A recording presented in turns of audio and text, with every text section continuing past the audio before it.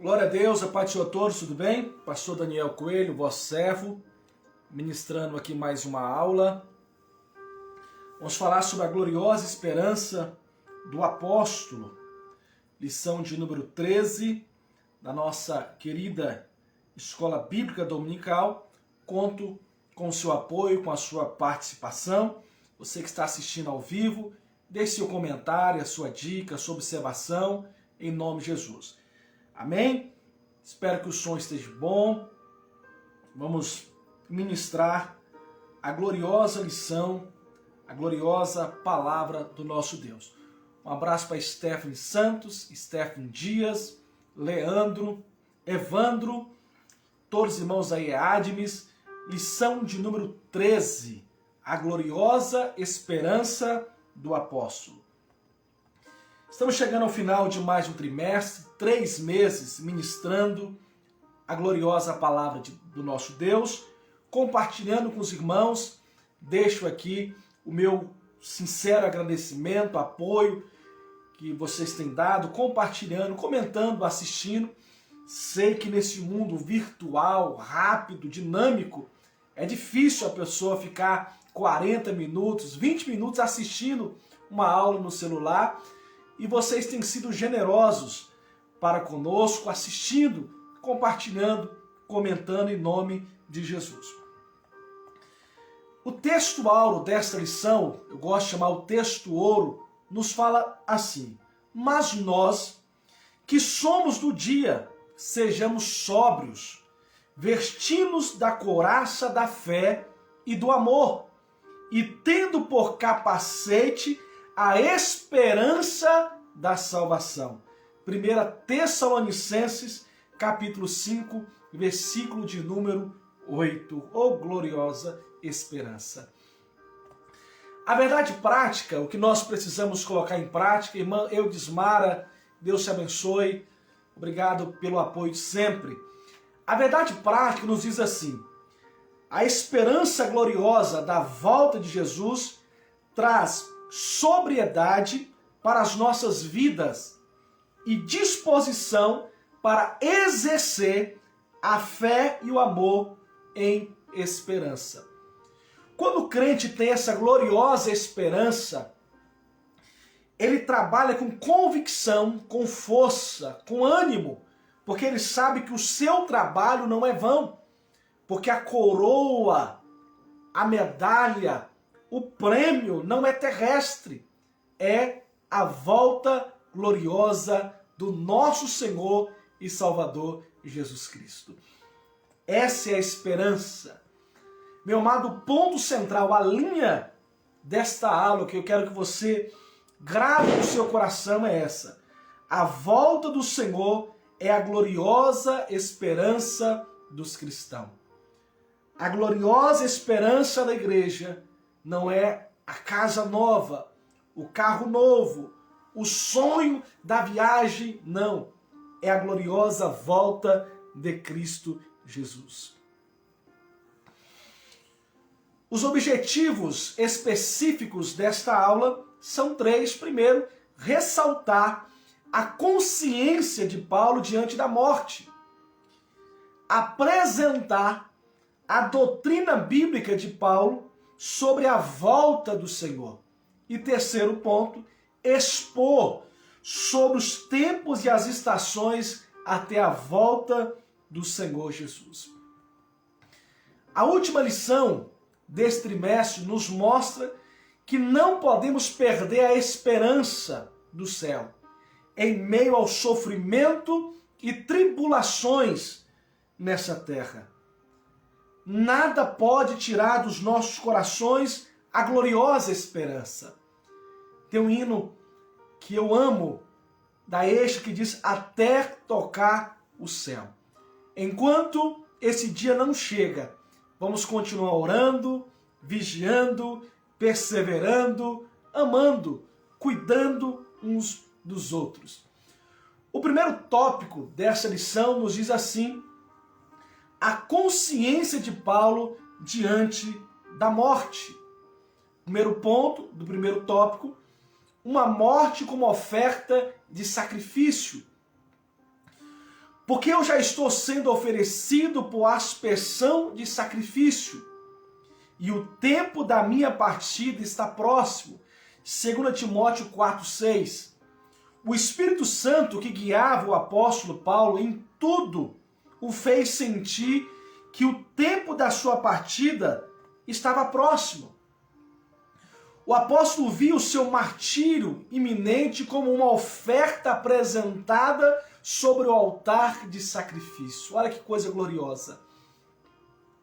Essa consciência clara de que haveria de padecer pelo nome de Jesus não o permitia ter medo ou frustração diante da morte. Glória a Deus. É preciso ter a consciência de que se não encontrarmos o Senhor por meio do arrebatamento da igreja, o encontraremos por meio da morte. Por intermédio do Espírito Santo, nos preparamos para esse tempo em esperança. 1 Tessalonicenses, capítulo 5, do versículo 13 até o versículo 18. Então, no primeiro ponto aqui, nós temos algo importante para nós cristãos. Primeiro, ou vamos encontrar Jesus por meio do arrebatamento, ou aguardaremos ele mortos, mas com a confiança, com a certeza que aqueles que estão em Jesus, ainda que estejam mortos, viverão em Cristo Jesus. Que gloriosa esperança. Ponto 2 do primeiro tópico, combater o bom combate. Olha só. Combati o bom combate, acabei a carreira, guardei a fé. 2 Timóteo, capítulo 4, versículo de número 7. Eu sei que eu estou falando aqui para membros, obreiros, líderes, pastores, que estão me assistindo e não me assistir depois. Quando o apóstolo Paulo fala combati o bom combate, precisamos entender o que Paulo está dizendo aqui, no aspecto da sua gloriosa esperança. Tem irmãos, se você tirar o cargo dele, acabou a fé dele. Tem irmãos que estão há 20 anos na tesouraria, na secretaria, dirigindo a igreja. Se você tirar o cargo dele, a função dele, ele para de ir para a igreja. Ele não é mais crente, ele não ora mais, porque ele não está preso à gloriosa esperança. Ele está preso ao cargo. E isto é perigoso. O combate que Paulo combateu não era as suas coisas pessoais, não, mas era o seu chamado, a gloriosa esperança da vinda de Jesus. Se eu morrer, mas eu trabalhei para ele em vida, eu esperei ele em vida. Se a morte chegar, mas eu combati o bom combate.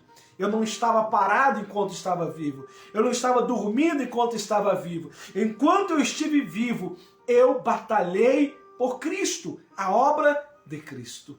Que coisa gloriosa. É notório a total entrega do apóstolo. Muitas perseguições, provações, injustiças, plantações e confirmações de igrejas. De fato, o apóstolo entregou a sua vida integralmente à causa do Evangelho. Quantos podem dizer isso? Que combate estamos combatendo? É uma pergunta. Qual o combate que eu e você estamos combatendo? Será que é pela placa da nossa igreja, pelo cargo que nós temos, ou estamos combatendo pelo reino de Deus, para a glória do nosso Deus? Faço essa pergunta para você que é superintendente, pastor, pergunte aos irmãos da igreja, que combate estamos combatendo? Faça essa pergunta. Terceiro ponto do primeiro tópico, gratidão e esperança. Combati o bom combate, acabei a carreira, guardei a fé. Desde agora, a coroa da justiça me está guardada, a qual o Senhor, justo juiz, me dará naquele dia. E não somente a mim, mas também a todos os que amarem a sua vinda. 2 Timóteo 4:7. O apóstolo tinha consciência da carreira que percorreu e da fé que guardou. Glória a Deus. Se o Senhor Jesus Cristo voltar hoje, voltar agora, você olhando para trás, você tem certeza do bom combate e da sua esperança?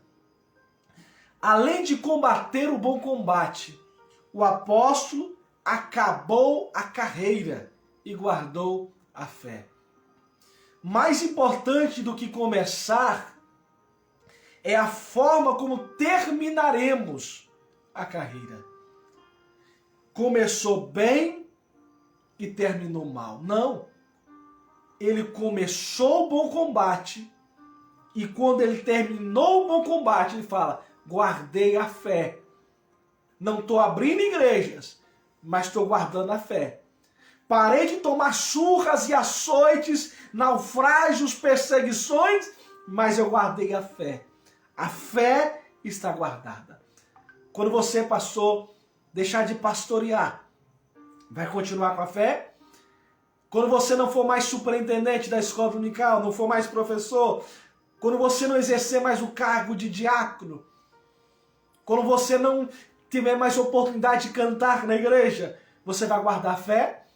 Você vai dizer: enquanto eu tive fôlego e força, eu orei, eu combati, mas agora guardei a fé. Quantos podem dizer isso? Que começou bem e no final guardou a fé. Embora não pudesse evitar a morte física, sabia que estar com o Senhor era a coroação de sua trajetória. Temos confiança e desejamos antes deixar este corpo para habitar com o Senhor. Olha o que ele fala em 2 Coríntios, capítulo 5, versículo 8. Olha a esperança do apóstolo Paulo. Dá vontade de pregar nesta aula. Filipenses 1, 23, Paulo diz assim: mas de ambos os lados, estou em aperto, tendo desejo de partir e estar com Cristo. Porque isto ainda é muito melhor. A esperança de Paulo era Cristo. O apóstolo nos ensina que é preciso olhar para o futuro com a certeza do nosso galardão. Enxergar pela fé que nosso trabalho não é vão no Senhor. Não é vão no Senhor. Desde agora, a coroa da justiça me está guardada, a qual o Senhor, o justo juiz, me dará naquele dia. E não somente a mim, mas também a todos os que amarem a sua vinda. 2 Timóteo, capítulo 4, versículo de número 8. O apóstolo Paulo pensava na sua morte como uma oferta de sacrifício. Que coisa gloriosa! No segundo tópico, a doutrina bíblica de Paulo sobre a volta do Senhor. Não dá para citar o nome aqui, mas eu quero agradecer os que estão assistindo, os que estão online, os que estão compartilhando. O meu muito obrigado. Dá para ver alguns nomes: a Alexandra, a Stephanie, a Eudismara, o Evandro, a irmã Helena, enfim, obrigado a todos. Continue assistindo, por bondade, compartilhando. Essa caneca aqui é um presente que eu ganhei do JB Contabilidades. Que Deus abençoe sua vida. Primeiro ponto do segundo tópico. Você que está com a sua revista, você que gosta de fazer anotação, a volta do Senhor em 1 Tessalonicenses. Este ponto aqui não é qualquer professor que pode dar aula. Não. É um tema escatológico especial. Não complique a aula domingo de manhã. Por quê? No capítulo 5 de Tessalonicenses, Paulo fala sobre a ressurreição dos mortos em Cristo, primeira ressurreição. Na mesma ocasião em que ocorrerá o arrebatamento dos vivos em Cristo, Paulo traz a explicação da sua gloriosa esperança. Primeiro, a ressurreição dos mortos em Cristo. Então haverá duas ressurreições. Duas ressurreições. Primeiro, os que estão mortos em Cristo, que será no dia do arrebatamento. Amém? E com isso os vivos serão transladados no mesmo momento que os mortos que ressuscitaram em Cristo. Esta é a primeira ressurreição. O capítulo 5 é a continuidade acerca do assunto da volta do Senhor, iniciado no capítulo 4 deste livro. Um abraço também à irmã Thalita e a toda a sua família. Então aqui nós temos o ponto 2 do segundo tópico. Preste muita atenção aqui. As duas fases desta vinda. Então nós temos aqui as duas fases desta vinda. Primeiro, a volta de Cristo se dará em duas fases. A volta de Cristo se dará em duas fases. Primeira fase será apenas para os salvos. Na primeira fase, será apenas para os salvos. Na primeira fase, serão invisíveis para o mundo. Na primeira fase, os mortos em Cristo. Na primeira fase, ressuscitarão primeiro quem? Os salvos em Cristo. Na primeira fase, os que estiverem vivos serão arrebatados. 1 Tessalonicenses, capítulo 4, versículo 15 e 16. Essa é a primeira fase da vinda gloriosa do Senhor. Então, na primeira fase, só os salvos verão. Será invisível para os ímpios, pecadores. Os mortos em Cristo serão ressuscitados. Onde nós aprendemos isso? 1 Tessalonicenses, capítulo 4. A segunda fase da vinda de Jesus já se dá no livro de Apocalipse, capítulo 1, versículo 7, capítulo 19, versículo 11 ao versículo 16, e Zacarias, capítulo 14, o versículo agora não recordo, mas está em Zacarias 14. Então, como será a segunda fase da vinda de Jesus? Primeiro, será para o mundo todo. Segundo, será visto pelo mundo. Terceiro, Jesus Cristo livrará a nação de Israel do anticristo. Quarto, Jesus vencerá o anticristo e o falso profeta e o diabo. Então, as duas fases da vinda de Jesus será desta forma. No terceiro ponto do segundo tópico, nós temos aqui sobre a grande tribulação. Então, meu amado professor e aluno, esta lição nós temos uma visão panorâmica. Você não pode cansar os alunos, porque o tema aqui é sobre a gloriosa esperança do apóstolo Paulo. Você não vai aplicar a doutrina da ressurreição e nem da vinda de Jesus. Ou a escatologia bíblica. Não, não. O tema é a gloriosa esperança do apóstolo. A gloriosa esperança do apóstolo. Esses pontos aqui é uma visão panorâmica. É como você subir no morro, aqui nós temos o Mestre Alves, você vai ter uma visão panorâmica da cidade de Serra. Você não vai ver as ruas, o nome das ruas, as placas. Não, você vai ter uma visão panorâmica. Amém? Então, no ponto 3 do segundo tópico, não passaremos pelo período do juízo divino, denominado de a grande tribulação. A igreja de nosso Senhor será retirada antes do período de derramamento do santo juízo.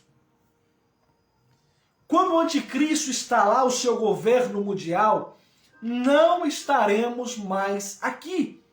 A igreja não passará pela grande tribulação. Ao final desse período, juntos de Cristo, a igreja junto de Cristo, contemplaremos a destruição do anticristo, do falso profeta no lago de fogo. Apocalipse 19, Apocalipse, temos essa declaração. Então a volta de Cristo se dará em duas fases. Primeiro, somente para os santos. Segundo, para todos os homens. Amém?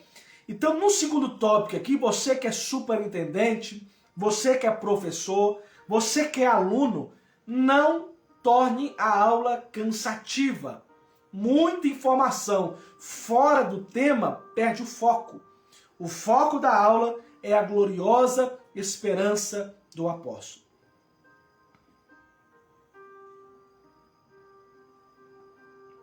Tomando fôlego, tópico 3, nota aí, dos tempos e das estações até a volta do Senhor. Esta lição maravilhosa.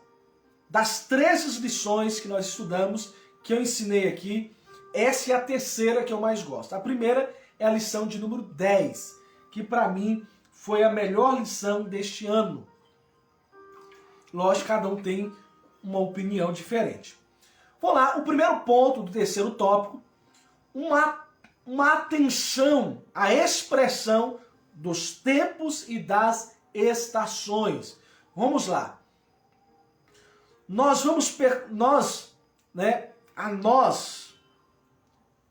temos aqui a questão de parar um pouquinho aqui no tema. Uma atenção à expressão. A expressão dos tempos e das estações. Não vos pertence saber os tempos e as estações que o Pai estabeleceu pelo seu próprio poder. Apocalipse 1, versículo 7. Olha só, tempo e estações. Quando você olha para o tempo e para as estações, você pode desanimar. Olha o que Salomão falou. Quem olha muito para o tempo não planta e não colhe, porque ele fica bem, vai chover ou não vai chover? Então o crente, na questão de estações de tempo, ele está focado na sua gloriosa esperança. Eu não sei se vai ser sábado ou domingo, se vai ser de noite ou de dia, se vai estar bom ou dia atribulado, não sei. O que me resta crer é que ele virá para buscar a sua igreja. Por isso devemos viver em vigilância, em todo tempo, não procurando adivinhar datas ou períodos, pois não sabemos o dia e nem a hora que o nosso Senhor há de voltar. Aquela escatologia especulativa, né? Muitos crentes gostam, foge disso. Esses teólogos cheios de previsões, de mensagens subliminares. Foge disso, corre disso. Não cabe você saber o dia e a hora. Cabe você estar preparado para esse grande dia. Uma dimensão do Espírito, uma dimensão do porvir. Entretanto, as Escrituras Sagradas mostram que o derramamento do Espírito Santo em Pentecoste anuncia os últimos dias, Atos 1:5, conforme Joel 2:30. Ora, o Espírito na vida da igreja é um anúncio de que brevemente o Senhor Jesus voltará. Brevemente Jesus virá. Qual é a dimensão que nós temos? O Espírito Santo. O Espírito Santo, ele guia a igreja. Ele mostra a igreja. Quando o crente ele perde o Espírito Santo por causa do pecado, da escolha de viver longe de Deus, é triste quando escutamos uma frase de crentes, é uma frase muito perigosa. Agora vou viver a minha vida. Você já ouviu essa frase? De uma mãe, de um pai, de uma esposa que está abandonando o marido, do marido que está abandonando a esposa. Eu cansei de pensar nos outros, agora eu vou viver a minha vida. Parece algo extraordinário, mas esta frase é extremamente perigosa. Olha o que Paulo diz: não vivo mais eu, mas Cristo vive em mim. A vida que eu vivia não vivo mais, porque Cristo vive em mim. Toma a sua cruz, meu irmão. Negue a si mesmo. Por causa de quê, pastor? Da gloriosa esperança. Da gloriosa esperança, da vinda gloriosa de Cristo Jesus. Vigiemos, oremos, porque Ele virá para buscar a sua santa igreja. Terceiro ponto, terceiro tópico, espírito do porvir, temas da nossa pregação.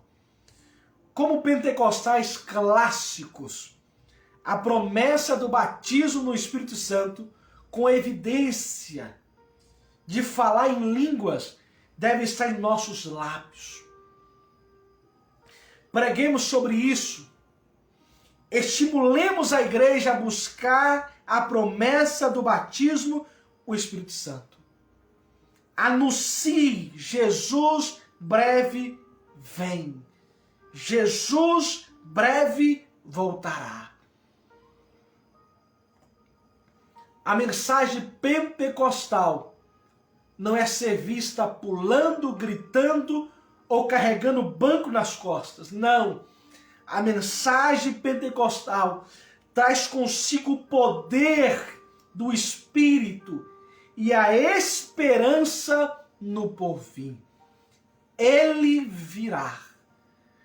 As estações, os tempos difíceis, a crise no casamento, o desemprego, as lutas, as guerras, nada disso se compara ou pode ofuscar, tirar o brilho da gloriosa esperança daquele que há de vir para buscar a sua santa igreja. De comanás, de cantarabaixo, de cantalaias. Andarabaixo, de cantarabaixo, de cai. De camacho, de cabacho, de cantalamanai. Andarabaixo, as de cai. Aleluias. Aleluias.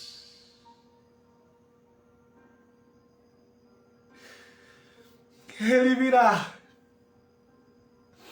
Ele virá para buscar a sua igreja. Mantenha-se firme. Aleluias. Aleluias. Aleluias.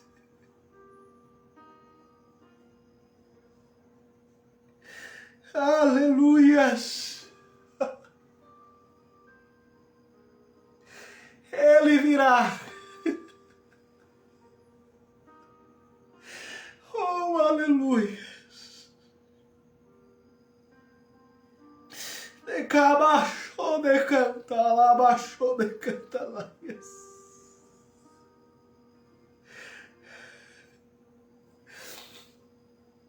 Ele virá para buscar a sua igreja.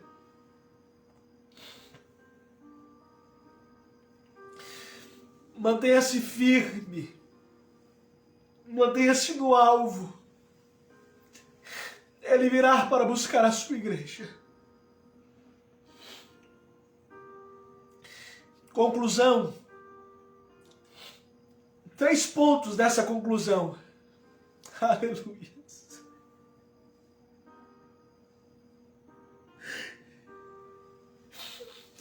Ele virá. Aleluia.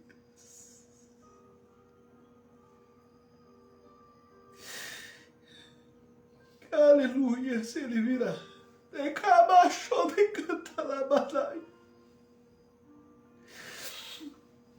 Que você sinta a presença de Jesus. Que você sinta a presença de Jesus. Aleluia. Ele virá, igreja. A bendita esperança de Paulo deve ser a nossa. Que nós estamos estudando e que vamos estudar domingo pela manhã, às 8 horas da manhã. A bendita esperança de Paulo deve ser a nossa. 2. Ao longo do ministério do apóstolo, somos estimulados a viver no Espírito e, ao mesmo tempo, em vigilância,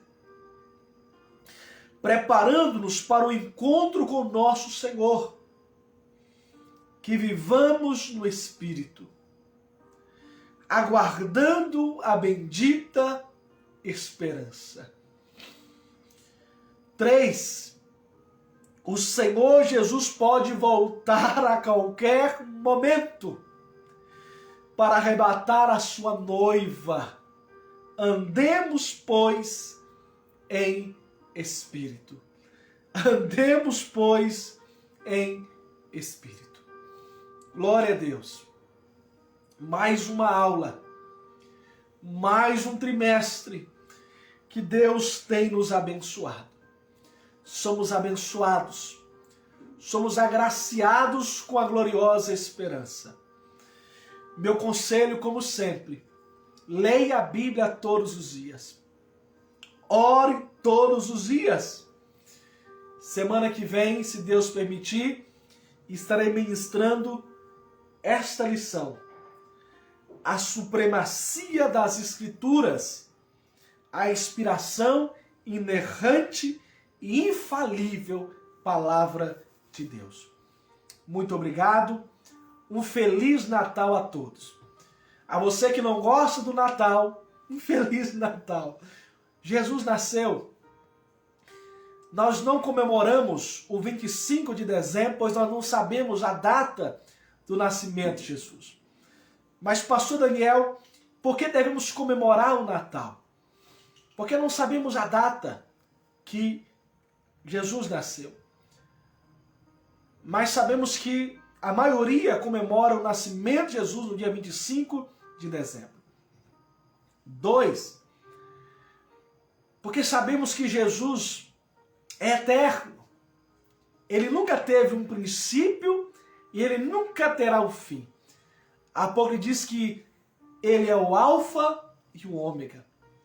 Ele é Deus, ele é eterno. Como cristão, como adoradores, celebramos essa data para dizer ao mundo que o Salvador nasceu de uma virgem chamada Maria, numa pequena manjedoura, e que aos 30 anos começou o seu lindo ministério, e ele morreu por todos os pecadores. E ao terceiro dia ressuscitou. E todos aqueles que crêem nele terão a vida eterna. Um Feliz Natal, um próspero ano novo do seu servo e amigo, pastor Daniel Coelho. Amém? Compartilhe essa mensagem, compartilhe esta aula no nome de Jesus. Muito obrigado a todos.